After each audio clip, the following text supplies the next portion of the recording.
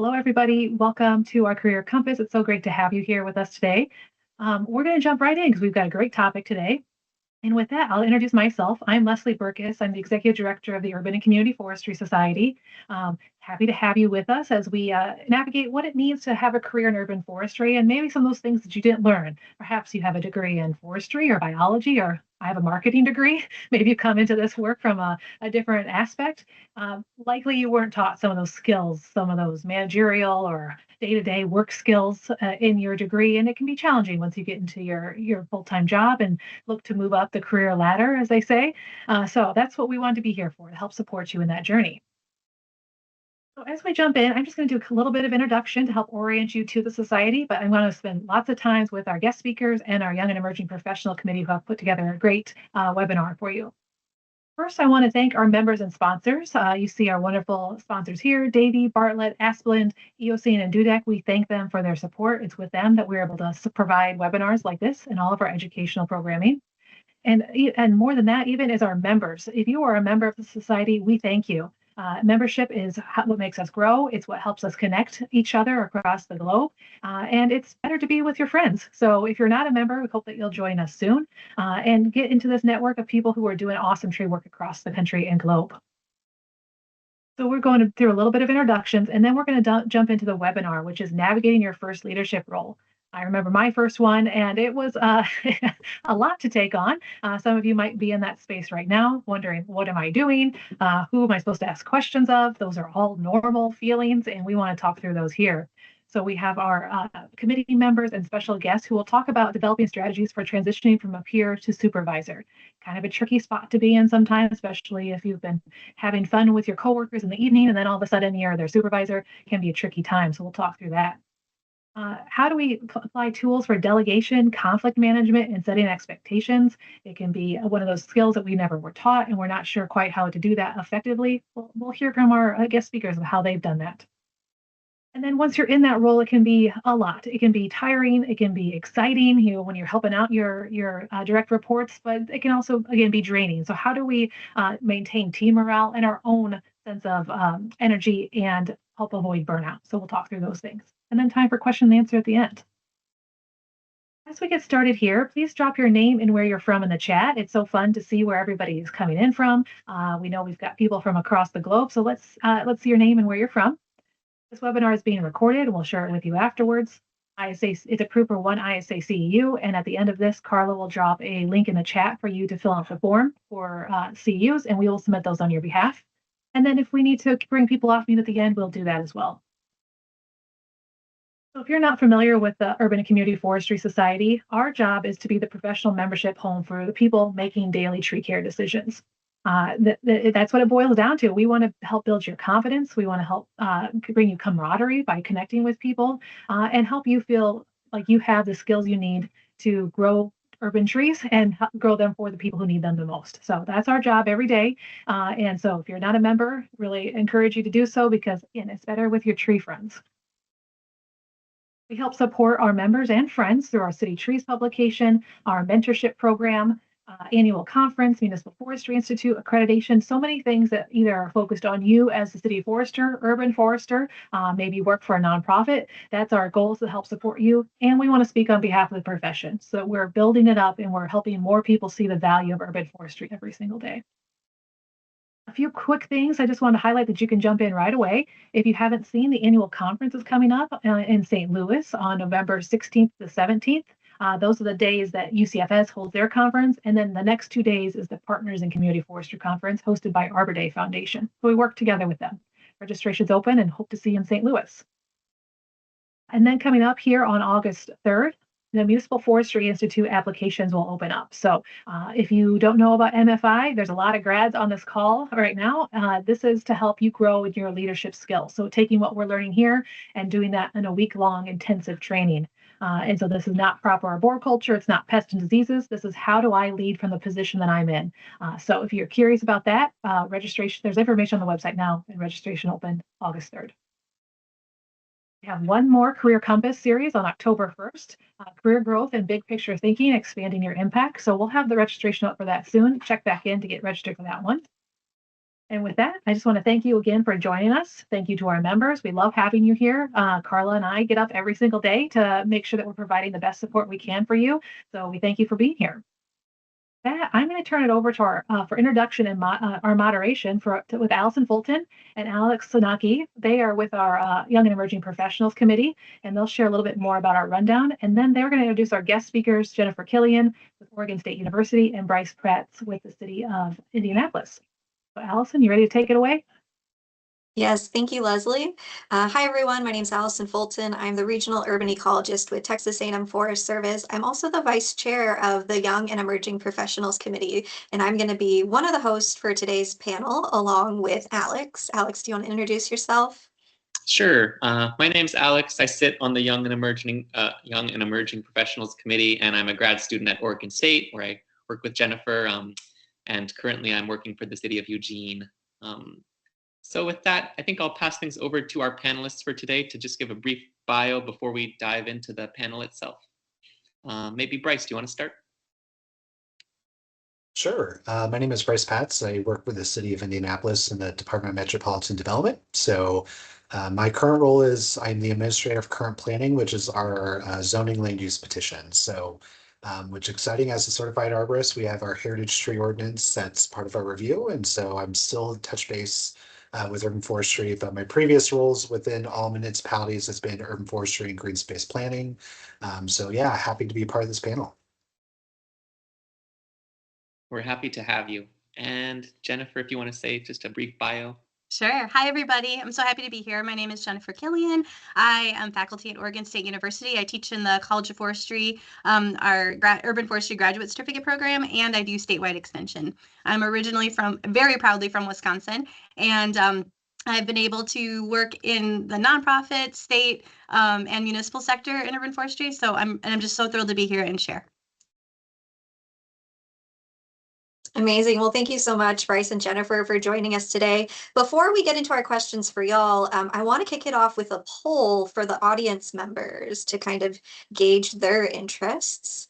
So Carla or Leslie, can you launch that first poll? And y'all should be seeing it on your screen right now. Take a moment, if you wouldn't mind, to let us know which leadership challenge concerns you the most right now.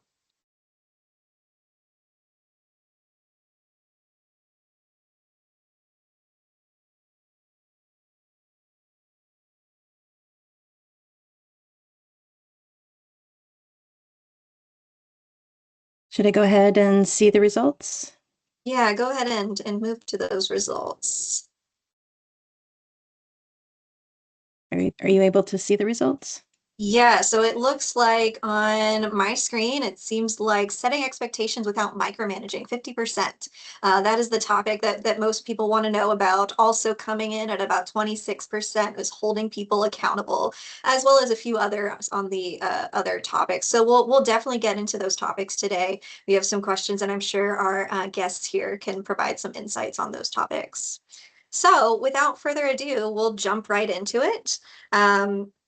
And kick it off with our question. This one is for both Bryce and Jennifer. Jennifer, if you wouldn't mind responding first, but what was your first management role? And can you describe the transition from team member to supervisor? I would be so happy to do that. So my first leadership role was the urban forester for the city of Corvallis. I had that job. I was at the city for about 10 years, but I was urban forester for about 4 or 5. I didn't come into that position, though, from the outside. I had started at the city as a part-time like groundy, working on the same tree crew that I would eventually supervise. So if you've ever been, promoted within your own team, you know how strange that can feel. So like, I remember like literally this all happened kind of quickly, but I was eating lunch with the team one day and we were joking around. And then literally the next week I was standing in front of them, assigning work, approving leave requests, and having these really difficult conversations. And I know Bryce and I are going to go into some more examples, but to be honest, I don't think I handled every part of that transition particularly gracefully. And I spent a lot of time wondering if people saw me as like the boss, or if they still saw me as like literally the kid who used to drag brush. There were people on my crew who were, quite a bit older. So I think I was so worried about being taken seriously that there were times I probably tried a little too hard.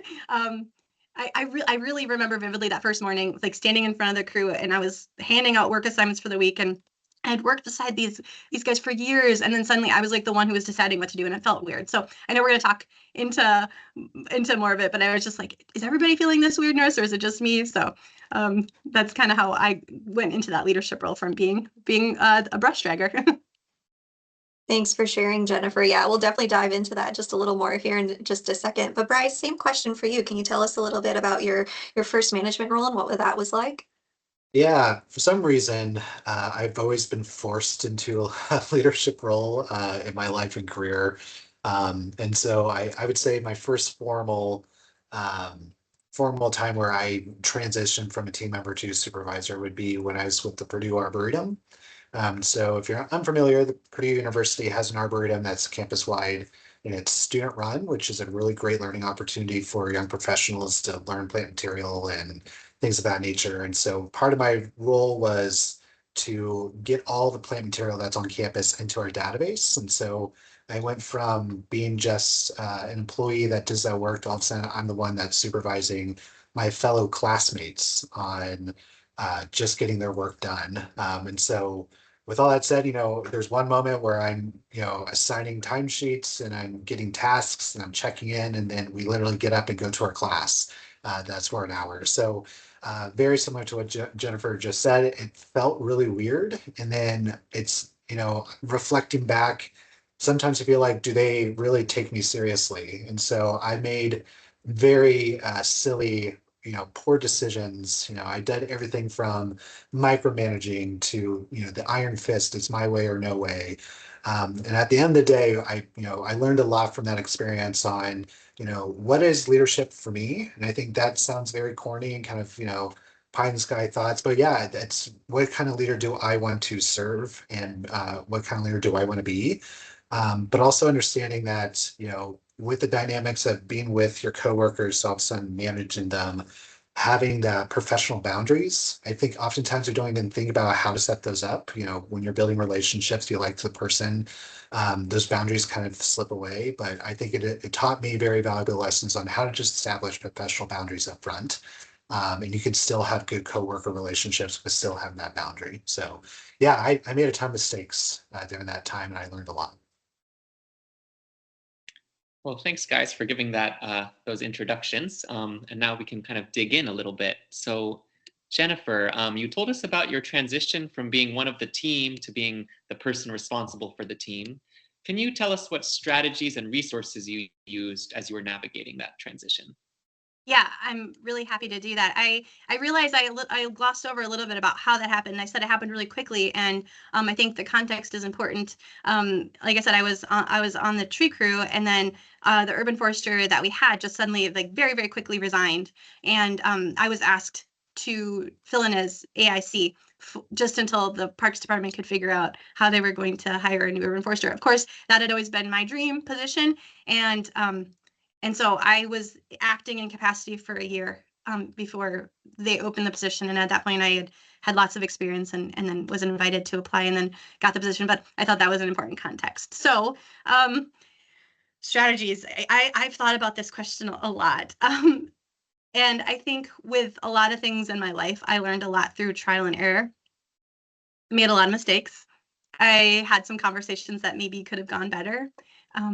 I didn't just, like, second guess some of my decisions. I second, third, and fourth guessed some of my decisions. And but looking back, there were a few things that really helped me navigate. So I think first and foremost, I leaned heavily on mentors, not just within the city, but like I remember I had monthly calls with the urban forester for City of Eugene. So I was really fortunate to have people around me who had been leading crews for years, leading urban forestry programs for years, and I wasn't afraid to ask questions or admit that I just didn't know how to handle something. So, but having someone that you can call after a difficult day and say, like, hey, did I completely mess this up? Was really invaluable to me, especially because they were brutally honest with me. Second, I tried my best to be as transparent with the crew as possible. I wasn't pretending to have all the answers, even though that's what I think as leaders we maybe put that pressure on ourselves. But if I made a decision, I wanted everyone to understand why. And if I got something wrong, I tried to own it. I found that people were much more forgiving of mistakes than they are of, like, inconsistency or if you're trying to cover something up. And then I think lastly, I had to learn, and this was really challenging, that leadership didn't really mean like I had to do everything myself, as much as my own ego would like me to have believed that. Early on, I felt like I had to solve every problem that landed on my desk, every phone call I got. I haven't had a solution and answer, and it had to be creative and it had to be unique. Over time, I realized that one of the best things I could do was trust the people around me. The crew I worked with had incredible knowledge and experience, a decade of collective experience. And I was a little slower than I'd like to admit to realize that my role wasn't always to have an answer. So instead, I just worked really hard to create an environment where everyone could contribute and be heard and valued. My crew didn't need me to like become a leader overnight. They needed consistency. They needed me to be fair and have their backs and make decisions that weren't necessarily popular and to admit when I got something wrong. In fact, one of the pillars of my own leadership philosophy is to do what's right, even if it's not the most easy or popular choice. And I still try and keep that at the forefront of everything I do. Thanks so much, Jennifer. Yeah, it sounds like the mentorship, being transparent and trusting your team was really important. Thank you for sharing. Let's get in next to the topic that was most popular on our poll. So talking about setting expectations without micromanaging. Bryce, this question's for you. New leaders often worry about either being too hands-off or too controlling, I should say. What tools do you use to find the right balance, and what signals tell you when adjustments are needed? Yeah, so like I mentioned, I learned some hard lessons when I was with the Vertigo Arboretum in terms of just managing and micromanaging. In my way, I thought I was holding team members accountable. But reflecting and looking back, I cringe on how I handle these things because it was like the definition of a micromanager. I for some reason uh, wanted to make sure that every decision is what I would want to make. And so rather than communicating, here are the goals, here's the expectations, what I did was I just kept double checking the work constantly. And so I learned the hard way that that's a one quick way to build animosity within your team. Two, it's also a way for you to kind of destroy or kind of degrade some of that trust and relationship building. And so what triggered that for me is all of a sudden I had staff, my team just wasn't engaging with me the same way. I could tell there's more walls being kind of popped up, and my solution at the time was double down. Like, no, you have to work with me. Um, and so those are some of the signals that I was like, okay, something's not right. And I think you have to kind of lean into your gut intuition on, you should understand the flow of your work and how your team operates. And if something feels off, trust your gut, and kind of lean into that and kind of do some self-reflection. So I think one thing that I do now with any team, and I've gone through, another part of my career was I managed AmeriCorps programs. And that is, you're building a whole new team every single cohort. They're only with you for 7 to 8 months, sometimes a year, depending on your program, but you're rebuilding teams constantly. So it actually gave me a really great practice on how to do this well. And I feel like I do. Is you got to make sure you have the right training in place so that your team understands what the decision and what the end goals are. And so if you don't have that in place up front, your team can't know. It's not on them that they don't know. So you really have to be clear on what those directions are, what the goals are. And I like to use the analogy of like, if we're at point A and I have to get our team to point B, but I can't do it alone. I need to explain where point B is. I need to put up the guardrails, the perimeters, the non-negotiables of what has to be part of that. And then you have to trust your team to get there. One other thing that I realized is my brain is only as good as my brain. So we all come from different backgrounds, different perspectives, different viewpoints. And so you should allow your team to go at it, have their background and knowledge and expertise comes in. So long as you have those parameters, those non-negotiables, these are the things that have to be done. You should trust your team to go through there, and get us to point B, and always put in some checkpoints too. So keep me updated on X, Y, and Z. Do that all up front so your team can do their thing. And I will say that I do this philosophy. It doesn't matter what type of work that you're in, but I do this philosophy today, and I'm very thankful that we usually, most 99.9% of the time, we get to point B in a better position than what I thought I could do. So trust your team, but as a good leader, you should put those parameters, those guardrails in place. Otherwise, your team doesn't know where to go. And that's on you as a manager and as a leader. The other thing I would say is you have to build rapport and relationships with your teams so you as the manager can predict the pitfalls. You can't predict everything, but you should know your team well enough to know that, okay, this will be a hurdle for this team member because they are risk oriented. That's all that they think about. So I need to figure out a way to put the risks are addressed. I need you to move forward. And so that's where also knowing your team, building that rapport, being transparent, being a good communicator, those all build that trust. So then your team can take those redirections well, or you can put some of those protections in place. And so those are ways where you can allow your team to do their thing, because you as a manager, you have other things you have to do. You can't be bogged down either. Otherwise, you can't get your work done.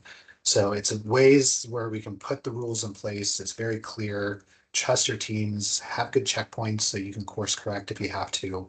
And just let your team be empowered to do what they need to do. I think that's the fun part, is just see things come together. So that's how I kind of handle things. And then with those checkpoints, take the pulse, read the room. Is there struggles? Is there maybe some internal conflict? Like, bring it out in the open. There's nothing worse than letting things fester. You need to just address it head on, because at the end of the day, we have to get the work done. So those are some of the tools and philosophies that I use with my teams. And I've been seeing really good results. Thanks, Bryce. We're going to stick with you for a second and maybe examine the other side of managing a team. So many people enter leadership because they care about people, yet leadership sometimes requires difficult conversations. Can you share a time when you had to hold someone accountable while also recognizing challenges they were facing personally or professionally? So unfortunately, I had to do this a couple weeks ago. I have a staff member that is phenomenal at their work. They've been doing it for 30 years.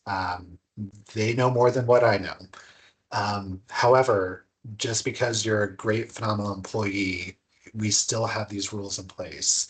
And so this situation is they tend to just want to help everyone.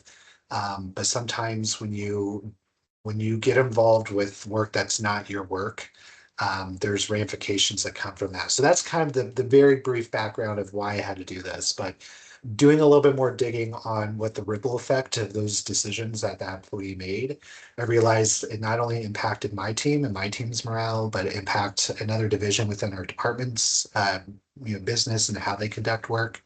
It brought in another completely different department where they had to do overtime to do something. And it's to the point where it's like, this is clearly something that we have to do a write-up. It's not easy. It's not fun, especially when it's a phenomenal employee, which this threw them a curveball. They've never been written up in their whole entire career. But you have to do it. You have to, it's when you are relaxed on these rules, then that's where there's this like snowball effect where, well, you let this go, but why is this person allowed to do this? And so that's where accountability is really, really important. Is if it's a rule for one employee, it's a rule for everyone. And sometimes that's where, especially if you're going from being a colleague to a supervisor, that's really hard to, it makes you feel like you're altering a relationship, and you are, because now you're responsible for the team's direction. So what we do is, how I approach when I have to do this type of work is, first is always fact finding. So you sit them down, you hear their side, you don't do an accusatory, you're just there to listen as a supervisor. And then you go to where the complaint comes from. You do more research on that. Is this justified? Was this overreaction? Was it based off of your employees' actions, or was there other factors out of everyone's control? And so you take the time to do the research. Don't do a knee-jerk reaction, because there could be new information down the road to where it's like, okay, that would have changed my decision. So first do fact finding, and then next is when you come to that determination, and your organization should have HR rules and policies that you follow. But once you as the manager make that decision that a write-up has to happen, You sit them down and you walk through everything that you've done. So there should be a transparency piece with it. This particular employee, I mean, again, being shocked, being right up after 30 years, there's a lot of emotion with that, and you don't rush it. The fact is, you let your team member process what they're processing. I actually said, you know what, let's take a 5-minute break. We have all the time in the world to get through this, so let's do a 5-minute break. But we got it down. We got through the procedure. I read to them all of the facts that were collected and why this had to be a formal process. You get their signatures, you follow through HR process. You be very clear of what you expect them to do moving forward. So you can't just write up the action, but you need to ensure that you're giving them good direction in the future of this is the expectation I have for my team. And then once you know that's in place, move on. Like the write-up is there to do a course correct, and then you don't treat them any different. You move on as a team member. It's done, it's in the past, you know what the rules are, and then hold them accountable moving forward. So you make sure you understand what the ramifications are if you continue to do this behavior in action, and you check in each time. Don't let things slide, because it's unfair for other employees if you are treating one employee very different than the other. So with all I said, let them feel how they need to feel. Maybe sometimes they're gonna have to take a step back, but those are just the ways to just be a good leader. A lot of that is you start with listening versus you just make a decision. You should always do the fact finding and listening first before you make a decision.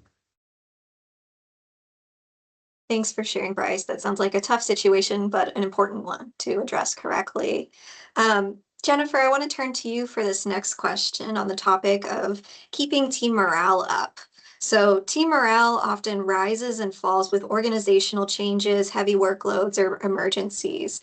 What approaches have you found most effective for keeping people engaged and morale up during challenging times? Yeah, even in the question, heavy workloads and emergencies, that sums up, I think, municipal forestry really, really well. And I mean, I don't think we had a single week go by where we didn't have something going on, whether it was like, in the Pacific Northwest, we get really, heavy rain events and so lots of opportunities for trees to fail, emergencies, and that's when I feel like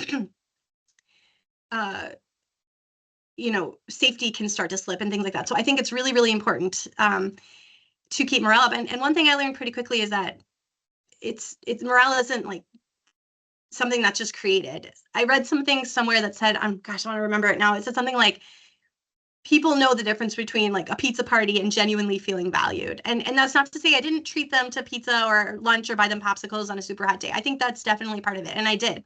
But here's an example. So we all, know tree work can be really physically demanding and repetitive. There were stretches where we were doing small tree structural pruning day after day after week, just 8 hours a day of small tree structural pruning, punctuated by these like emergencies. But for the most part, the crew would get in and it was go do structural pruning. So the work was critical to our program and in our management plan, but doing the same thing over and over can wear on you physically and mentally. So rather than trying to motivate everybody in the same way, arborist 1 who's been here for 30 years and arborist 2 who's been here for 6 years, or they're not motivated the same way. I try to figure out what energized that person, that unique person on the crew. So, example, one of our climbers, like I said, had been climbing for more than 25 years with the city. He actually just retired last week, so it was really exciting. But his body was tired, and he told that to me. And he was looking for, I don't want to say he was looking for an excuse to get out of the field, but like a reason to explore other avenues. So something I learned from our one-on-ones is that he was interested and actually really, really good at tree inspections and tree risk assessment. So I decided to carve out a few hours each week for him to work independently on those projects. So it did a bunch of things. It gave him some variety, and it gave me another person who could support the work that I was doing that freed me up to do other things that I wasn't able to get to. And then another crew had this incredible curiosity about mushrooms and fungus. And so every time we found mushrooms or evidence of decay on a tree, his eyes totally lit up where mine kind of glazed over a little bit. And so rather than seeing that interest as like a hobby or something to do on the side, we both kind of leaned into it.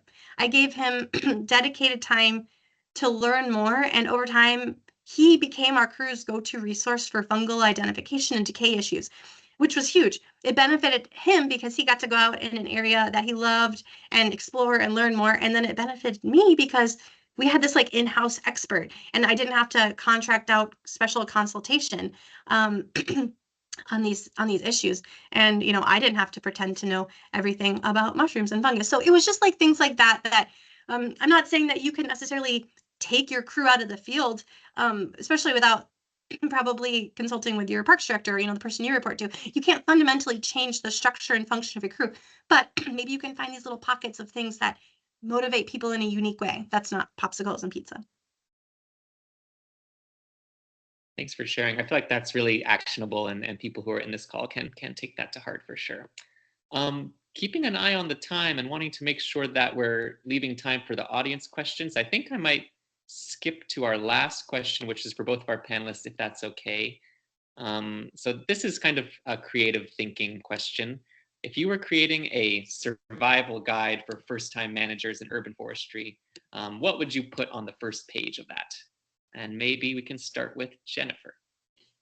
Sure, happy to.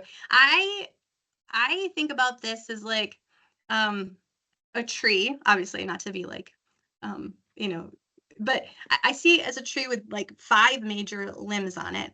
And that would be the page. It would be a tree with these 5 branches, and on the branches it would say these. So the first branch is you don't have to know everything, right? Some of the best arborists I've worked with had decades more field experience than I did. So again, you were not supposed to be the smartest person in the room, and I don't think anybody expects you to be that. But you have to listen, make decisions, and just work on creating that environment. The second branch would be your title earns you authority, but that's not what earns you trust. People won't remember every decision that you make necessarily, unless you make like a particularly devastating one. But I think they'll remember if you admitted when you did make mistakes and had their back. I just talked about this, but find out what makes each person light up. Don't try to be the leader that you think you're supposed to be. Be the leader that your team needs you to be. And sometimes, again, that's making hard decisions or stepping back and letting someone else take the lead. Sometimes it's listening. And then the 5th branch on my tree of trust would be take care of yourself, right? Urban forestry and tree work can be really physically demanding. It can be emotionally draining, and it can be very, very public.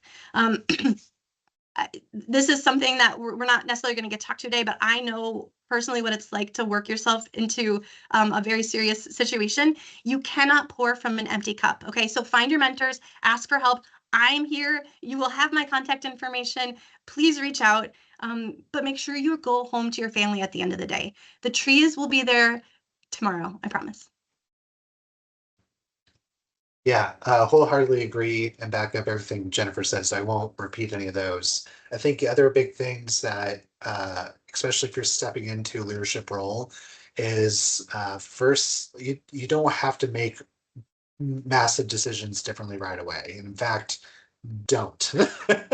I think it's very easy for you, for us, when we see situations but we don't understand the leadership, like, we don't have the full picture. We would always take the stance of, once I'm in this position, I'm going to make this change. Do make change, but for me, I would say listen and research first. There's no rush to make sweeping changes or big decisions. In fact, oftentimes that's where mistakes are made. Second is like always building trust. You should always build trust with your team, and that is always being transparent and consistent. Say what you mean and mean what you say. And so that's another piece I would say, just think about that when you're stepping into that role. And then third is I'm a doer. I want to volunteer and do everything. And when you're managing a team, you can't do that because there's only so much time in the day for your staff to do the work. And so versus just being a doer and jump in there, recognize that if you do that, that's going to fall on your team to do as well. So just kind of be mindful of, you don't have to take on the world. Just make sure you're doing the work and making some progress along the way. And then last is delegate. You yourself as a manager, your primary role is to manage. Like oftentimes our job descriptions doesn't say that. it might be one bullet that says you manage X number of employees, but that is your job. And so you can't do it alone with all of your other tasks. So build that rapport with your team so you can delegate tasks. That is like the biggest critical thing, because if you do it all on your own, you're bottlenecking, and then things just don't evolve or get done. So those are additional things I thought of from Jennifer's awesome list. Thank you so much, Jennifer and Bryce. Before we open it up to questions from the audience, can we launch our final poll? I'm curious to hear from everybody attending today, sort of looking at who or what you currently turn to for your leadership advice and support.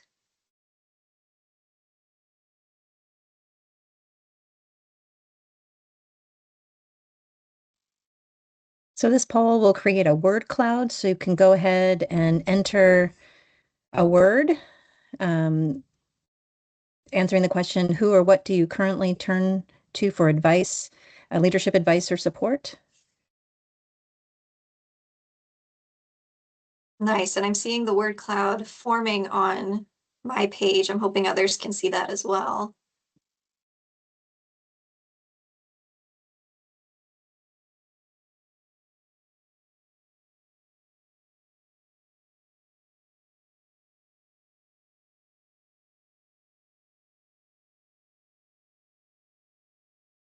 Seems like mentors is getting quite a bit of support in this word cloud for sure. Yeah. And I just want to remind folks, for those who might not have somebody they can immediately think of to reach out to as a mentor, UCFS offers a great mentorship program that you can always take advantage of by becoming a member. All right, so Carla, how do we end this poll? I just hit view results, so that Perfect. should end it. Yeah, great. Great. Yeah, and it looks like there's a lot of other great answers in there as well. I see a lot of podcasts and books mentioned too. If y'all have any specific recommendations, please put those in the chat so that others can utilize them as well. And with that, Leslie, would you be able to walk us through the Q&A? Yeah, for sure. Thanks so much for that great conversation. That's really wonderful to hear. And I think one of my first takeaways is you're not alone. Others are feeling the same way you are. I managed a team of 9 at my last job, and um, a lot of the things that you're saying resonated with me. And Bryce and Jennifer both saying having like cringe moments of things that you did. I still have those. So I don't know if that's comforting. It's always comforting to me. It might not go away for you, even if you keep moving up in your leadership position. And so the reason I find that comforting is like you're not doing anything wrong. You are doing your best every single day. And these are normal feelings to have. If you're feeling like you're not hitting the mark yet, every day is a step towards moving towards a better you and a better team. So keep that in mind as we talk through the rest of this time. And I see a few questions coming in already. And as please put a few more questions in the chat and I'll go through those. And I think we had one pre-submitted. But one thing I did want to point out for folks, if you are currently in a leadership position, like managing staff, I hope you got some good takeaways. But if you're not, keep this in mind. You probably will get put in charge of a special project and you're having to get team members to pull along with you while you might not be their boss. You are asking them to get work done. And so these could be really good tips for you. Or maybe you're managing volunteers and they're not being paid to do any work for you. And so leading them through this could also be some good tips to be thinking about. And the final thing before I kick it over to Q&A, Jennifer, I really appreciated you mentioning ego. One of my personal mantras is ego is the enemy. And that hits a lot when we're in leadership roles because we think we need to know how to do it all. It's our ego coming up. We think we know better, or we're worried we're going to look bad in front of our employees, our bosses. This is all ego coming up. Normal thing for us to have. But if we can identify that and check and say, hey, my team knows this too, and I'll step back. And it's okay to say I don't know. Let's see how my team can help support on this. These are good lessons, I think. Well, Leslie, Allison, yeah, go ahead. I just want to say really quick, this is I've never told anybody this before. So, but one thing that helped with that ego thing is I gave my ego a name, and so when she's show in her face, I'm just like, calm down, Becky. And this is not against Becky. My best friend's name is Becky, but somehow I just named her Becky. And so I just am like, okay, we got this. I don't need your energy today. So that's something we deal with every day. Jennifer, I actually just learned that tip for when we have negative self-talk is to give that a name and say, what did I name mine? Diane or something. Diane, I don't need it right now. I understand that you're trying to help protect me from something, but I don't need it, Diane. So it could be something that you do for yourself too. Well, Allison, I think you wrote down that question we had pre-submitted. I want to make sure I got it correct. Do you mind? I think we're going to direct that at Jennifer. Yeah, I don't know if I have it exactly. Carla, can you help me out here? What's that? I think the question was around how does, especially for women having to, or in the position of leading men and maybe in like a crew that might kind of have some different dynamics, how does a woman become a leader? And maybe if you're in the position of leading in a male-dominated culture. So Jennifer, I think you had some thoughts there. Yeah. Yeah, this one is really tricky because it's been my whole career, and I think so I was the only woman on my crew, and I think one of 4 on the entire parks department in Corvallis, and I think it would be disingenuous to say that gender like never entered the picture in conversations or in the day-to-day. But urban forestry and arboriculture, have been traditionally male-dominated fields, and I was aware of that. But I also learned that, so bear with me on this because I've been thinking about this a lot, that trust wasn't built because I was a woman or despite being a woman, right? I showed up every day. I worked hard. I listened. I had meltdowns. I had really hard conversations. I got yelled at a bunch. But paramount to all that was just treating people with respect. And one thing that helped me was trying not to think of them as like a group of men. They were individuals. Each had different strengths, motivations, and different ways they liked to communicate or not communicate. Once I started in that leadership role of like leading people instead of categories, I guess, I don't know, things became simpler to me. So early on, I probably felt like I had a lot to prove and that I needed to belong more than I actually did. I worried about saying the wrong thing or not knowing an answer. I felt like I was starting from a different place. But again, we talked about the building trust and in being prepared, asking good questions, including everybody in the decision-making process and owning mistakes. There were some people that I never earned their trust or respect, man and woman. And that used to bother me, but I see that now as more a reflection on them than me. Yeah, if I could add really quick too, I think this is important not only just for from gender, but also just diversity regardless, is for us white males that are in leadership, it is our responsibility to create a workspace that's welcoming, inviting, and held everybody to the same standards and respects. And so if you're noticing that and if you're in a leadership role, you do have an obligation to set the tone in the work environment. So I take the stance of it's my job to create room at the table for everyone.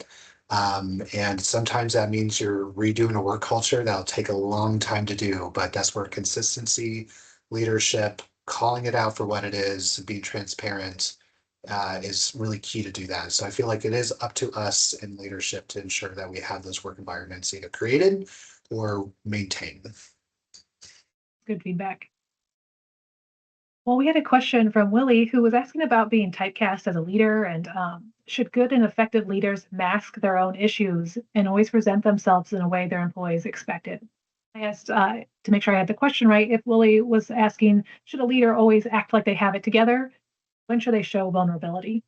So I think this could come from like, I don't know the answer. It could also, I'm curious if Willie's wondering, you might be middle management and your bosses are pushing something and you're wondering how much to protect your employees. So like, should you, this is not my decision. It's somewhat like how do you manage what kind of face you're putting towards your team?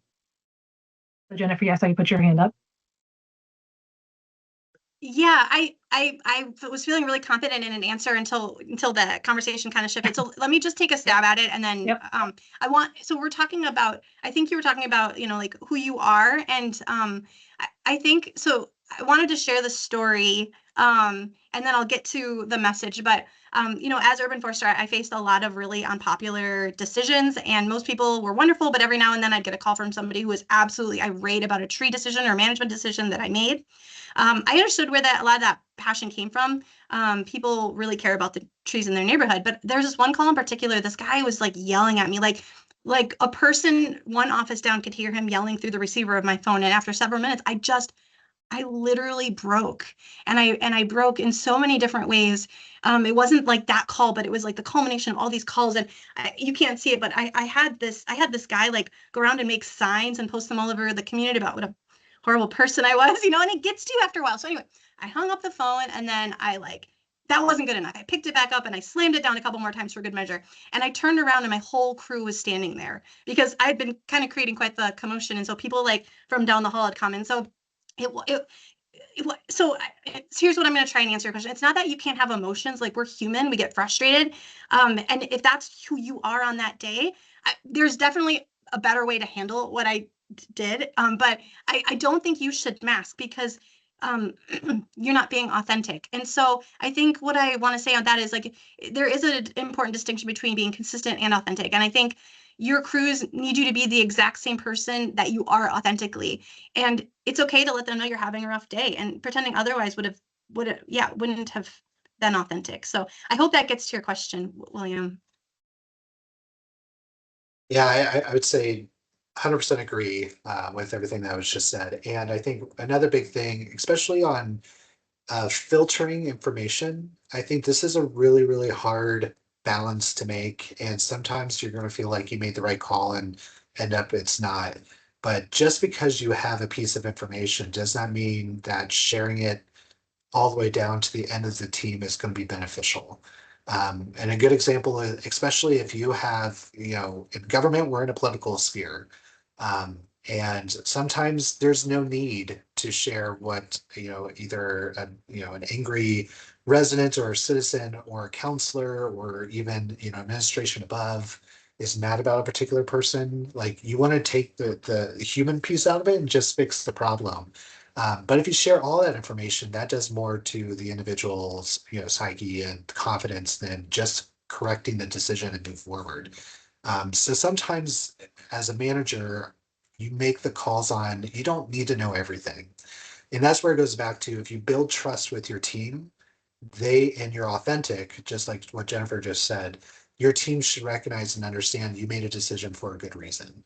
And that takes time to build. So it's kind of like a piggy bank. You make these transparencies, you say what you mean what you say. You can build that in. And so there's moments where you can take a little bit out of the piggy bank, but you still have funds left. And so it's the same analogy when you're working with a team. Just because you have the information doesn't mean necessarily you need to share it.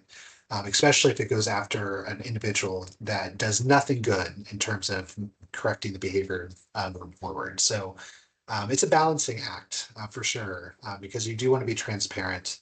And so that's just learning about your team, understanding who they are, how they make decisions, and making those calls. You got to trust yourself, trust your gut for sure. Yeah, it's really good feedback. And sometimes I think you hear these leadership thoughts of be authentic, and you're like, well, what does that mean? And so I was going to do the exact same thing by saying trust yourself, because that is like, just trust that you've made the right decision today, and if it didn't work out, like tomorrow you'll do better. And that might also feel kind of like glossy, but tell me, maybe this is really about me. I want someone to tell me exactly how to do it right from point A to point Z, and then I'll do it right and I'll be perfect, right? And that's just not the case. So if you're feeling that way too, it truly is just trusting yourself, and that if it wasn't right, point on letter A wasn't right, then you'll get it right on letter B, and you'll just keep moving down the line there. Allison and Alex, if you have anything to chime in on here too, please come off mute or raise hand. Happy to include you here as well. We've got about 5 more minutes. I saw another question here from Happy Valley City Arborist, Leslie, who I lovingly call the other Leslie, or we're the Leslie twins. She talks about maybe having the bad fortune of having some really bad managers. They weren't good with people, and they didn't feed their subordinates. And I think Leslie's probably saying not just feeding them with pizza and popsicles, feeding them as good employees. That they viewed management as, that people who view management as collaboration succeed more. talked a little bit about this. Do you have any more thoughts about what that means about seeing your team as a collaborative partnership or micromanaging them? Any like specific examples come to mind, or when have you seen that go well? Maybe even thinking about your bosses and how they've treated you.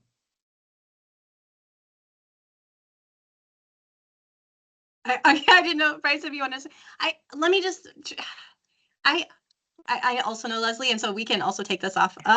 We can talk more about this later. I cannot overstate how many examples. I'm like seriously considering writing a book with some of the things that I got to experience during my time. I've got some insane stories, but to answer Leslie your question a little bit, I think that it can be a tricky nuance between collaboration and micromanagement, and they can look similar. I think they both involve asking really good questions, like checking in and being engaged. But maybe the difference is like the end goal or what you're trying to accomplish. I think collaboration comes from a sense of like, how can I help you be successful? But micromanagement is like, I need you to do it this way and no other way. I came from, when I was urban forester, even though I was a supervisor, I was like, my lunches and breaks were timed, and I had to, like I had somebody literally watching over my shoulder, even though I was running a citywide program, and that didn't feel really good. So I think that would be like the main difference is what's the end goal? Thanks. I was thinking a little bit differently, so I'm glad you went first. I would say, like, I don't know. I think in this circumstance, especially when, maybe you're a middle manager, especially like thinking in that context, learning how to manage up, I think, is really an important skill. And what I mean by manage up is you can't tell your supervisor what to do. That's not your place or your role or professional. But you can frame things differently, frame things more objectively. And so I think that's another skill set. It sort of pertains to the question, but it's very useful, like how to just navigate it as a person who maybe doesn't have the authority to make those changes. And a good way that I do this is I first off kind of have an open conversation with my supervisor. What is your expectation of me? And this is how I think about problems. So do you agree with that? Having that kind of conversation, if an employee does that with me, I love it because it gets to the root of the problem so quickly so we can move on to bigger things. And so maybe, starting there to kind of get some of that feedback, but also like I like to present, here's a problem that I had to deal with. Here were the 3 solutions I identified. I really want to go with this solution. Do you agree? And that's a way for you to still get their buy-in, but they're not micromanaging, right? Because you're providing all the options you're comfortable with doing. But they can still have their input and say, I know this information, so really this solution that you provided is the best route. And again, that builds that kind of relationship, that teamwork. But you're still providing all the options you're comfortable with as the expert in your decision making. So those are some skill sets that I've learned, and it helps me learn about my manager more than anything. Like, what is their priority? Because sometimes they can't say it. They don't know how to frame it, but you have to learn to read between the lines if you're going to be someone that wants to grow in your career, because that's just something you have to learn on the fly. So that was kind of how my brain went with that question. Bryce. Bryce and Jennifer, would you have just a few more minutes to stay on past the top of the hour? We had a couple more questions. Okay, cool. So we're coming up to the top of the hour. Carla has put the link for the CEUs in the chat. So if you're seeking CEUs, please fill that out and we will submit on your behalf. And if you need to drop the top of the hour, feel free, but we'll stay on for just another 5 minutes or so to answer the last 2 questions. And this is being recorded, so you can tune in and see the last part when you've got time. So Alex asked, how would you balance equality versus equity? And very specific example, working for a city, which can be challenging. There's a person who's struggling to meet deadlines, and this person is a single mom who consistently needs to take time off for childcare, but alternative schedules are not allowed by the city. There's tension between what works for the person versus making blanket policies. Feel equipped to answer that, or any thoughts? I'll jump in with this. I think this is really difficult, but I think it goes back to, at the end of the day, when you take a position, it's almost like in a contract. And I hate to kind of make it that way, but that's really what it is. As an employee, you are agreeing to execute these tasks for salary based off the job description, and we have to follow the organization's policies. So I think that's where, when you're in those situations, talk to your supervisor right away about just what are all the options on the table. There has to be a little bit of give and take.